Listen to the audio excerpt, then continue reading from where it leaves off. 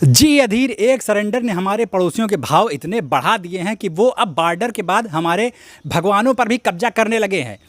सीता मैया को हम नेपाल का मानते ही थे, सीमा मैया पर उसने बिल पेश कर दिया।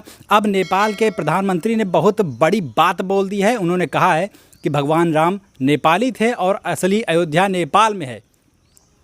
जी अधीर, पहली बार मैंने सुना तो हंसी आई थी, कनपटी तक दांत निपोड़ दिए थे, लेकिन जब समझ में आया कि ये ऐसे भगवान राम पर कब्जा करना चाहते हैं जिन्होंने हमारे यहाँ सरकारें बनवाई और गिरवाई हैं, तो जनता में काफ़ी रोष देखने को मिल रहा है अधीर।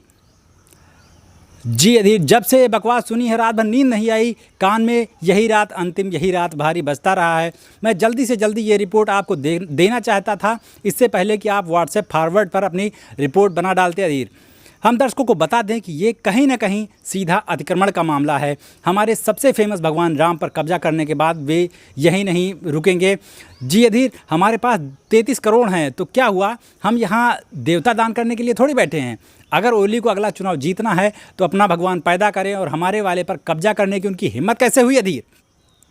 जी, ये हो सकता है कि बयान कल रात 8 PM के बाद आया है, तो हो सकता है कि नेपाल PM ने सैनिटाइजर से निकालकर अल्कोहल का गलत इस्तेमाल कर लिया हो, लेकिन फिर भी ये बयान नाकाबिले बर्दाश्त है। आज उन्होंने कहा है कि भगवान राम नेपाली थे, असली अयोध्या नेपाल में थी। कल कहेंगे कि रावण चाइनीज़ था, इसीलिए दूसरे की वस्तुओं का हरण रहता था और देर तक टिका नहीं। अब वस्तु कहने के लिए ट्रोल न करवाना अधीर, मैं ओली के पॉइंट ऑफ व्यू से बात कर रहा हूँ।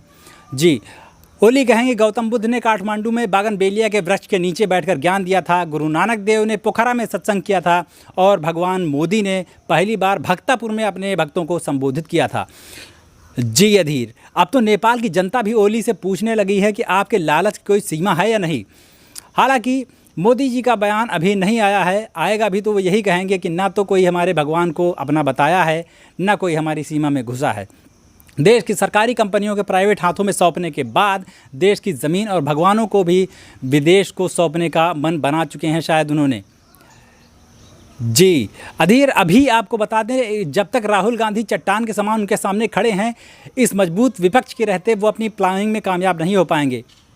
आप हंस क्यों रहे हो अधीर? मैंने कोई जोक सुना है क्या? यहाँ भगवान राम को एक बार फिर वनवास देने की तैयारी हो रही है और आपको हंसी आ रही है। और इस बार दशरथ की जगह मोदी जी हैं, ये भी प्रभु राम को वन जाने से नहीं रोकेंगे अधीर। हाँ, ये सच है कि हम राम भक्तों को तो खुश होना चाहिए, खुशी का डबल गिफ्ट हम पर मिला है। अयोध्या के साथ नेपाल में भी भव्य दिव्य राम मंदिर बनेगा, लेकिन चिंता इस बात की है अधीर कि अगर नेपाल में अयोध्या से भी बड़ा राम मंदिर बन गया तो आडवाणी जी के बलिदान बेकार हो जाएंगे। जो उन्होंने हज़ारों जानों की कुर्बानी दी है अयोध्या दंगों में, वो सब टोटल वेस्ट हो जाएगी। हाँ, कुछ लोग इसके पॉजिटिव एस्पेक्ट भी देख रहे हैं और बता रहे हैं कि अब नेपाल भी भारत का केंद्र शासित राज्य होगा। लेकिन पिछले दिनों में हमने देखा है कि एक फ़कीरी के अलावा उनमें एक दानवीर कर्ण भी है जो सिर्फ दे सकता है, किसी से कुछ ले नहीं सकता। तो ये सपना फ़िलहाल देखना भूल ही जाइए आप।